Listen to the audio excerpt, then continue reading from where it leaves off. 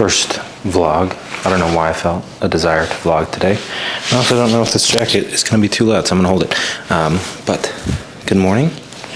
Headed to school right now. Just woke up. It is 6:48 a.m. Got a 20-minute commute. Figured I would bring the camera along for the ride and see what happens. Go downstairs and put my shoes on. Bear. I gotta let Bear out to go to the bathroom. Come on.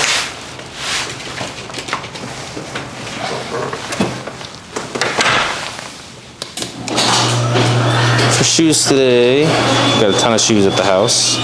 Shoes, I'm gonna go with the New Balance. Oh, come on, get them in frame. The New Balance Mules, just because, I don't know, I want to wear something comfy, kind of warm. Hey, Bear! There you are. One second. Gotta let him out to pee in the morning because no one else is gonna be here. Okay, hi, bud.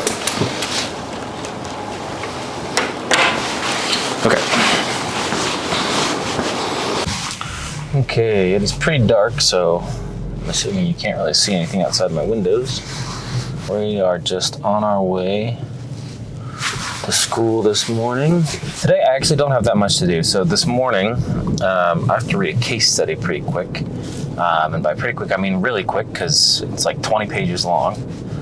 And that class starts at 8. It is now 6:53. It'll take me probably, I don't know, take me a little bit to get there. So I'll probably end up having, 20, 30 minutes to read this case study. The case study is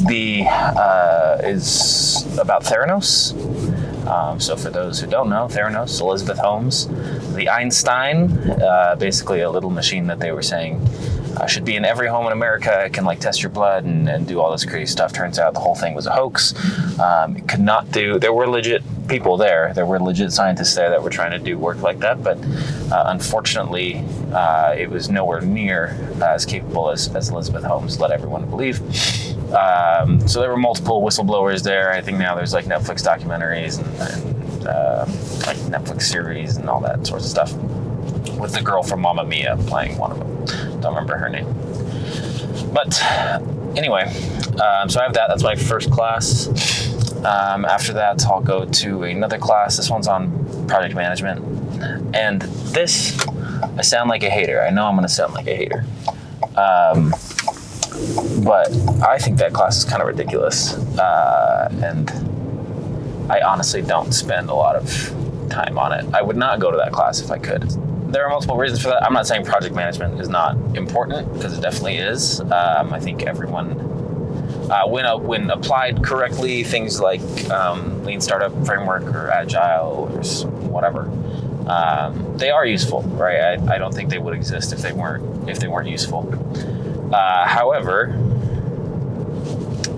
I think learning about them in an academic setting is just potentially one of the lamest things ever. So that's unfortunate there. Don't want to vent too much. But yeah. So in terms of class, that's all I got today. Not a heavy day in terms of class, so I'll probably try and be back around noon. Get started on some work. We're near the end of the semester, so I actually don't have a ton of homework going on this week, which is great. Gives me time to do things that I actually want to do. This morning commute car ride is a really good time. Is it focusing okay? I think it is. I hate to be out of focus all the time. But this morning commute/car ride is a really good time to think. Usually I listen to episodes of My First Million. If you haven't heard My First Million, I am not an affiliate for them, unfortunately. Holy cow, is this not even focusing? I'm not an affiliate for them, unfortunately, but I wish I was, because I really enjoy their stuff. They talk about a ton of interesting, they actually just had a cool guest on in this last episode, Jess Ma, who is basically a no-name billionaire. She owns is on the board of 10 companies, valued at $900 million some dollars. So I guess maybe not billionaire per se, but we also, who knows, maybe she actually is, just doesn't want to say it. But yeah, so they had her on yesterday, super cool, or not yesterday, just recently. She's a super cool guest. hopefully also you can hear me over the car. Yeah, but so many interesting things to talk about. What should we talk about on this car ride? I guess one thing, this is bad. I don't want to use this as like a tool to just vent, but there are always, I feel like, so many things to vent about all the time. One of those is LinkedIn. How do you emphasize LinkedIn? Is it LinkedIn? LinkedIn? I don't know. I feel like I've heard it both ways. LinkedIn. I don't know. I think it sounds weird either way. Basically, when it comes to LinkedIn, especially at like the college level, which is the level that I'm currently at the college level, I think it's so interesting because you have like multiple types of people on LinkedIn, as you do with any social media platform. One of those is like, you know, your normal person who just is on LinkedIn using it for like networking. Even that I think is a loose, like, because not everyone knows actually what they're doing. But basically you have like your normies on LinkedIn, which is just like your basic college student, whatever, who created a LinkedIn account because they're applying for like jobs, whatever like that. Then you get into like LinkedIn power users, but they're still not part of the third group. But I haven't said who the third group is yet, but we'll get there. There's like power users who basically it's like they use LinkedIn not only for networking and messaging people, but they also post like their achievements and stuff like that.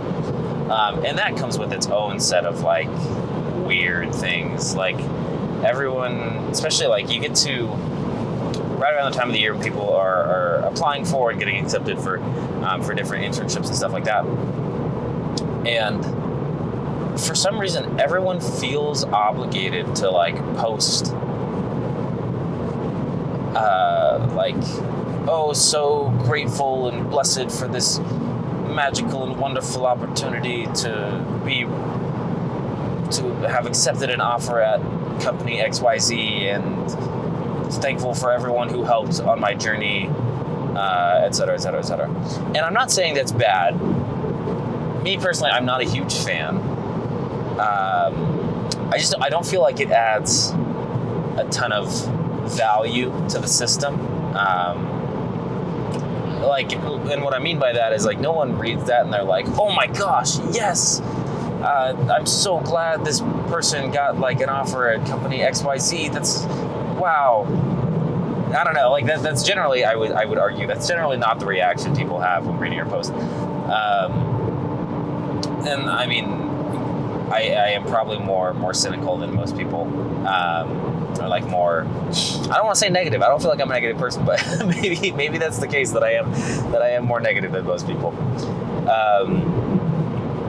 But yeah, I think that's like this whole other group, and then there's a lot of crossover. You know, if we're looking at if we were to make a Venn diagram, there's a lot of crossover between that group and group number 3, which is like the LinkedIn influencers.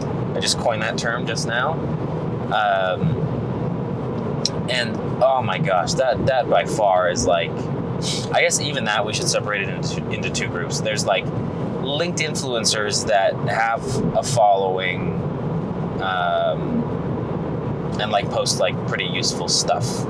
I don't know if Shreyas Doshi has a LinkedIn. He's a big product leader, but he shares a ton of useful stuff. I used to be a premium subscriber on him. I used to be a premium subscriber to him on Twitter, back when Twitter was Twitter Blue. That's what I paid for. I paid like a couple bucks, like $3 a month or something, to have premium Shreyas Doshi, because he drops a ton of gems for product managers.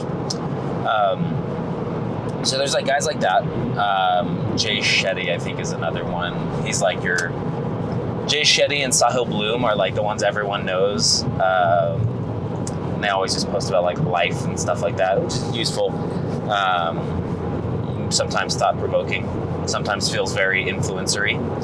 But then you also have like the group just beneath that. That's like they're not influencers yet, but they are trying to be influencers.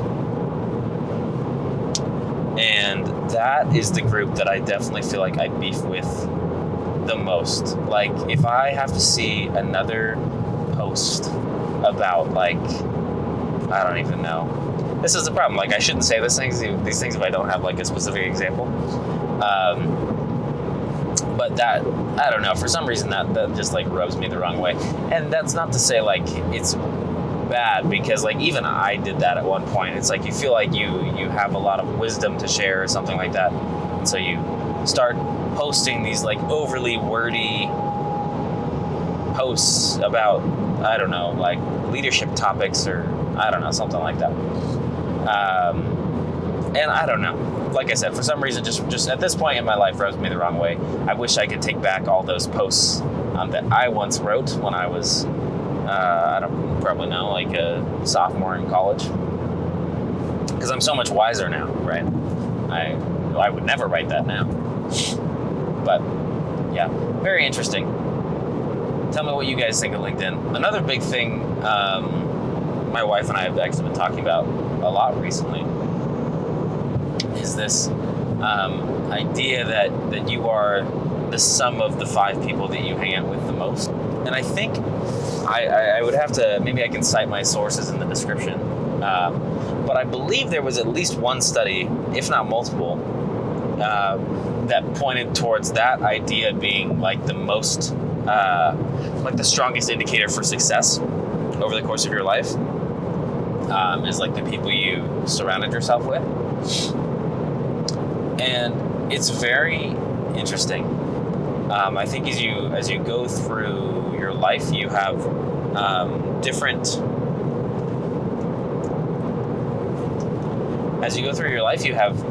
friend groups, right? So there's like a group you hang out with in high school, and there's a group you hang out with in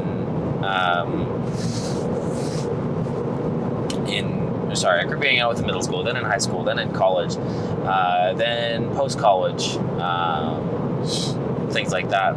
And I don't know, like, for me, I haven't seen those groups stay the same most of the time.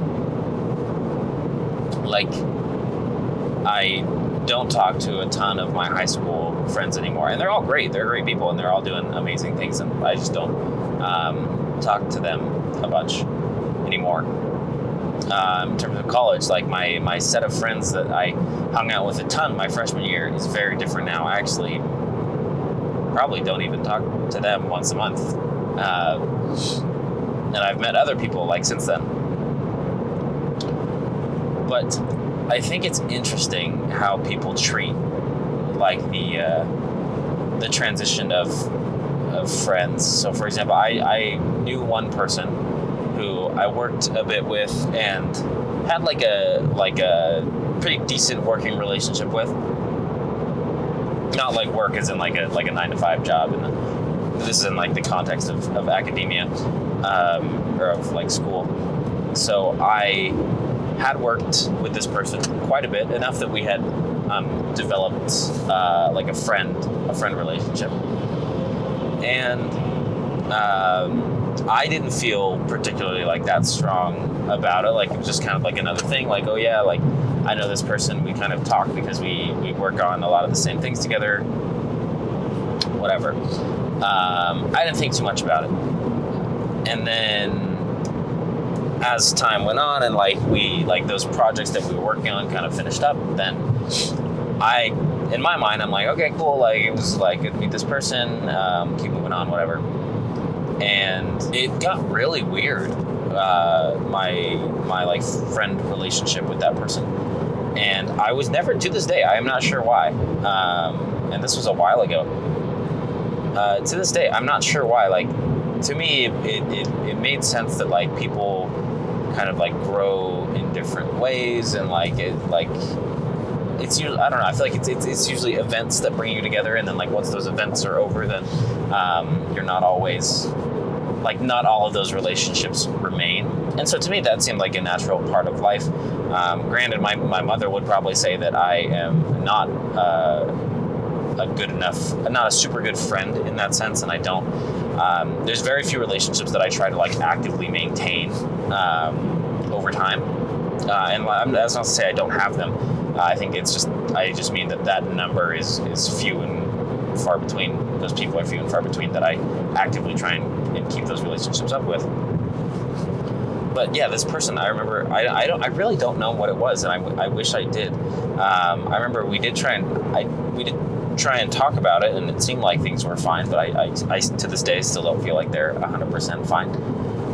But I feel like that person took that really negatively. And I think that's interesting how like people react differently to that sort of thing, because to me it's very logical that like it's gonna get really quiet now. Also, is this even focus? This is kind of driving me nuts. That's really interesting. Let me know if you guys have ever had a situation like that, because I'm not sure. Like sometimes I'm not sure. I'm like, should I feel worse than I do for something like that? And there was nothing like, there were no harsh words or anything like shared between us. It's just kind of like, to me it was like, okay, like the season has come to a close and let's both move on to other things. However, this person did not feel that way apparently. And I think on the other side of that, like that was not when that happened, like it wasn't a bad thing.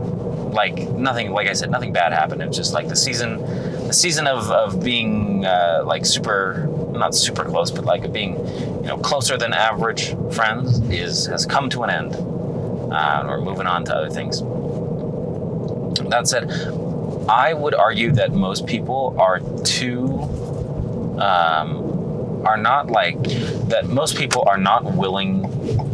usually not very willing to cut off people that should be cut off. And we're transitioning to a new topic that just happens to also be related to friends. So this is I'm not talking about like the person that I was just talking about, but I do feel like there are a lot of people that have like negative relationships. Negative in the sense that like this relationship takes more energy out of you than you get from it. So like if you're constantly feeling like sad or angry or frustrated with this person, I would argue that that's probably not a relationship you should keep up. And things get really hairy the closer that relationship gets, right? So for example, the longer you've had a friend, or if this person is like a relative, that can be super difficult. Because it's like, what do you do in those situations? I think everyone feels some obligation, especially if it's like family for some reason. Everyone feels some obligation to like maintain that, even if really you shouldn't. I actually want to see if I can switch angles here. It also might be a little bumpy because I'm holding this with my hand. I wonder. Luckily it's dark out, so like I don't think a ton of people can like see me sitting in the car holding a camera as I'm driving. And my direction is focused completely ahead. I'm not looking in the camera. Yeah, but just as I was saying, I think that's really interesting. And you'll over the course of these videos, you'll probably hear me use the word interesting a lot. And I use that. My wife thinks I only use that when something is bad. Like if I say a topic is like really interesting, it's usually because I think it's dumb. And that's not the case, despite what people close to me may think. I use the word interesting really when I'm like, I just don't know how to feel about it. I don't think I've committed strongly one way or another. So this is one such case, because I think it's very, I don't know. I would argue you kind of got to protect your peace a bit, but that can be so hard with family, because like people change all the time. Like you're going through so many different things. It's like you have no idea if the way that they're affecting your life now is the way that they'll affect your life in the future. Like we just don't know those things. So I don't know. That's kind of a tough call. Also, there's an Einstein bagel. I love Einstein. Well, that's a lie. I don't love Einstein. I love bagels. I love a good toasted bagel with butter. That's the best. No scooped bagels, though. I see that's a trend on social media. Dang Californians. Just kidding. Californians are fine. My wife is a Californian. But bagels, yeah. What's the best breakfast food? I feel like, it's hard to beat that good McDonald's hash brown with the, oh shoot, is this a parking space? Yo, let's go. Okay, let's see if I can parallel this. First try with the camera in my face. And we dip in. Oh, absolutely Gorgina parallel parking job. Granted, my car is like 4 feet long, so this is not the hardest thing in the world to do. But okay, we have parallel parked. We are ready for school. I need to jump inside and, like I said, read this case study because it's going to take me a little bit. So I'll catch you after class. Right back in this car. We'll have another conversation on the way home. And yeah, catch you later. Okay, so back from school a little while ago. Skipped my second class because I don't usually go to that. Like I said, I have my own personal thoughts about that class. But let me see if I can brighten this. Does this help at all? That kind of helps. But for the rest of the day, let's see what's going on. I don't have any meetings. Let's see. And I think homework is all done for the week. Basically, I front load all my homework. So like Monday, I get home from class and I just try and crank it all out for the week. Granted, I know not all majors are created equal and that some people definitely have way more homework than I do. So fortunately for me, I don't always have a ton. I'm in like my last year of school, so really just not like a ton going on. But yeah, so on that side, I think I'm all done. Yeah, all done with homework for the week. So today, definitely want to do, there's a couple of things for work that I want to do that I'm not going to be too specific about. But some stuff I want to do there, and then, let's see, what time is it? It's like 11. Oh my gosh, there's so much time. So I've got a ton of time today. Holy cow. Let's see. I got to take Bear to poop because he needs to do that. And it's also been weird with that, like, there's like a dog sickness going around that I think we're kind of paranoid about. So trying to keep him close to the house. Interaction with other dogs is limited, but yeah. So we'll do that, come back, work for a couple hours, and then, let's see, maybe I'll try and hit my run at like 3. That would be good. Hit my run at 3. Today is a 6-miler at in my zone 2, so not crazy fast. It'll probably be like anywhere from like a 9:50 to like a 10:30 usually for those. So drop 6 miles there, come back, dinner. I'll probably read a bit. I've been reading a really good book called, let's see if I can grab it actually, called Crossing the Chasm. Crossing the Chasm. It's actually about like product marketing, which I have never taken like a marketing class. I think I actually have to next semester, but it's the orange one. This is gonna focus. Yeah, Crossing the Chasm right there. So been reading that. It's been really good, very interesting. Basically, like the premise is that I'm having trouble explaining this. When it comes to marketing a product, you have one, like essentially a target niche, right? So you might have like multiple personas, but this book makes the argument that those personas are actually, you create like sub personas from them, basically. So within each persona, there's like people that are early adopters versus people that want to are like really, I guess like technology enthusiasts. That's the word they use. So you have like early adopters, then you have like technology enthusiasts, then you have the early majority and the late majority, and then like super late, whatever that last group is. And basically it makes the argument that within your target niche, those target personas, you actually have like multiple, 5 different groups essentially that you're marketing to, and you market to each one differently. So for this, persona, we'll say like you're building a